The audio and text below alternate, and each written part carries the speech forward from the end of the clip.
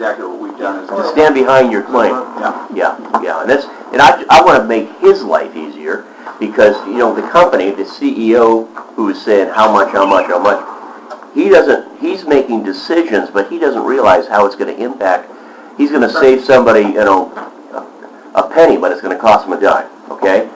Yeah. Now, if we can make that CEO's decisions work and make your job less, you know, less headache and easier with somebody, and I'm thinking about these gasoline engines because I was there for 23 years, so I saw the improvement when we went from gasoline to diesel. I'll say it for whatever, because everybody in the room already understands this. Of Yeah. all the vehicles, and I'm putting police vehicles in there, Sure. fire vehicles, of all the vehicles that can't break down, you have a garbage truck that's loaded with a lot of money in it, and it breaks down at the wrong place, can't have it happen. But I'm going to tell you what, that cam bearing, when it spits, you know, it can shut that engine down. And it's not a good scenario. So all I would do, what I would go back to them, you guys, I hate to say it, you can't afford to run, liability-wise, You can't afford not to have it. afford not to have it. That's what I say. That's what I'm I've been studying hard, buddy. I've been trying hard, but this $1 million per event took me by surprise, because I was going to try to get people to try a truck, and if they had a problem with a truck, it's up to $1 million. But I want them to try as much of their fleet as they can, 10 to 15%, because that's the only way to get a good test, right? Yeah.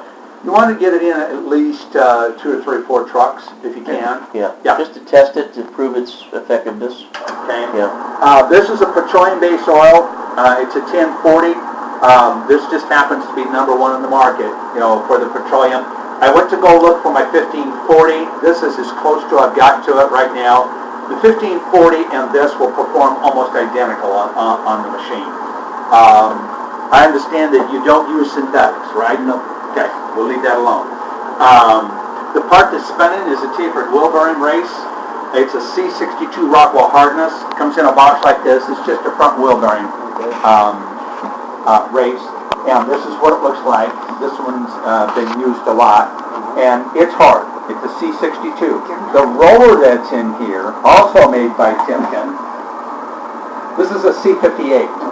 Okay, so the roller is always just a little bit harder than the race, so if this goes upside down, if it gets pitted real bad, it will take the race out, as you already know. But C58, C62. Now, this is the same hardness as your cams, because the cam that comes around is a C62 on that 5.4. The lifter that's being driven, well, that's an overhead cam engine. Push rod motor, excuse me. Push rod. The lifter that the cam drives is on the face of it. It's a C58. So when I put these two together, it's exactly where your cam and your lifter comes together. Okay. Yes. So here's the numbers on the machine.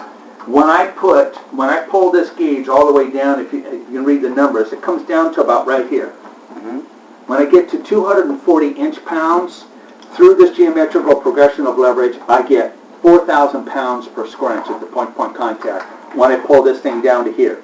When I pull this all the way down to the other end, I now get 200,000 pounds per square inch. That is way overkill. So here's the numbers on this thing. Now, what I want you to hear, now, this is overkill. Your engines are not going through what I'm going to demonstrate to you. This is excessive, but when I pull on this thing, I want you to listen to the noise, because when I teach this to ASE certified mechanics, they're going to tell me, because there's a lot of oil between those two parts, that the two parts will get smoother. It's wrong. They don't get smoother. And listen to what happens. That's why I use this machine. I'll pull on it once. And you can hear the noise come up slightly? Because the surface gets rougher.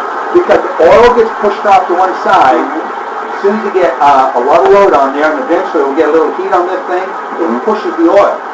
It doesn't have a film strength left. So this is good oil, and watch how much load I put here. Just a little bit here, and look at the amp gauge. Okay? Now I can't stop this very long. I can